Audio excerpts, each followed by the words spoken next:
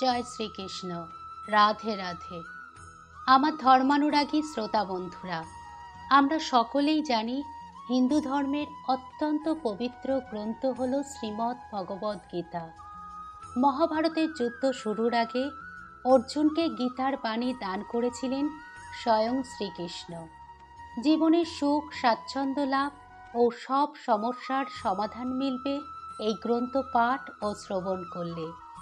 শ্রীমদ্ ভগবদ্গীতায় মোট 18টি অধ্যায় রয়েছে এবং এই 18টি অধ্যায়ে মোট 700টি শ্লোক আছে, যা সংস্কৃত ও শুদ্ধ বাংলা ভাষায় লেখা। শ্রেষ্ঠ মানব জীবনের সার রয়েছে এই গীতায়। তাই প্রতিদিন সকালে ঘুম থেকে উঠে ও রাতে ঘুমাতে যাওয়ার আগে ভিডিওটি একবার দেখুন ও শুনুন। মাত্র 10টি শ্লোক শুনলেই আপনার সমগ্র দিনটি চালনা করার শক্তি পেয়ে যাবেন।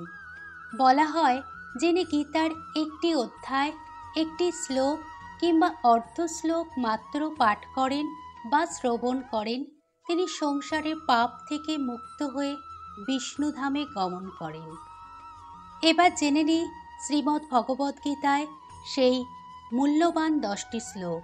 শ্রীকৃষ্ণ বলেছেন, নিজের ক্ষমতার উপর কখনো সন্দেহ করো না। নিজের বিশ্বাস হারানোই অন্যায়। মনে রেখো, যে কোনো কাজ করার ক্ষমতা তোমার মধ্যেই আছে। দেরিতে হবে, কিন্তু ঠিকই হবে। তুমি যা চাও তাই হবে। মনে রেখো, তোমার সময়টা খারাপ, তোমার জীবনটা নয়। শুধু অপেক্ষা করো, সব হবে। আত্মসম্মানের চেয়ে বড় কিছু নেই।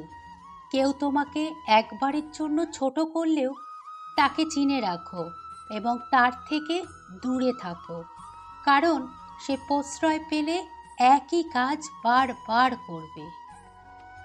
জীবনে ঝামেলা যতই আসুক, চিন্তা করলে বেড়ে যাবে, চুপ থাকলে কমে যাবে, ধৈর্য রাখলে শেষ হয়ে যাবে, আর ভগবানের উপর বিশ্বাস রাখলে তা খুশিতে পরিবর্তন হয়ে যাবে। ফলাফলের প্রতি আসক্ত না হয়ে কর্তব্য পালনের উপর জোর দাও। ফল কি হবে তার উপর তোমার কোনো নিয়ন্ত্রণ নেই, তাই ফলাফল আমার উপরে ছেড়ে দিয়ে তুমি এক মনে কাজ করে যাও। সাফল্যের ফলে অতিরিক্ত উত্তেজিত হয়ে যেও না, আবার ব্যর্থতার কারণে অতিরিক্ত ভারগ্রস্ত হয়ে যেও না। স্থির ও ভারসাম্যপূর্ণ হও। অতীতে কি হয়েছে আর ভবিষ্যতে কি হবে, এই নিয়ে চিন্তা করে সময় নষ্ট করো না। যা হয়েছে ভালোর জন্যই হয়েছে, যা হবে ভালোর জন্যই হবে। তুমি নিজের কর্তব্য সঠিকভাবে পালন করে যাও। রাগ মানুষের সমস্ত দুর্বলতার মধ্যে একটি, যা তাকে সর্বদা ভালো সত্তা থেকে দূরে নিয়ে যায় এবং জীবনের গুরুত্বপূর্ণ দিকগুলি সম্পর্কে তাকে আরও বিভ্রান্ত করে তোলে। ফলে সে সঠিক এবং ভুলের মধ্যে পার্থক্য করতে অক্ষম হয়ে পড়ে। রাগান্বিত হয়ে সে নিজের ক্ষতি করে এবং জীবনের লক্ষ্য থেকে বিচ্যুত হয়ে যায়। নিজেদের কামনাদের নিয়ন্ত্রণ করতে শেখো। কামনার কোনো শেষ হয় না।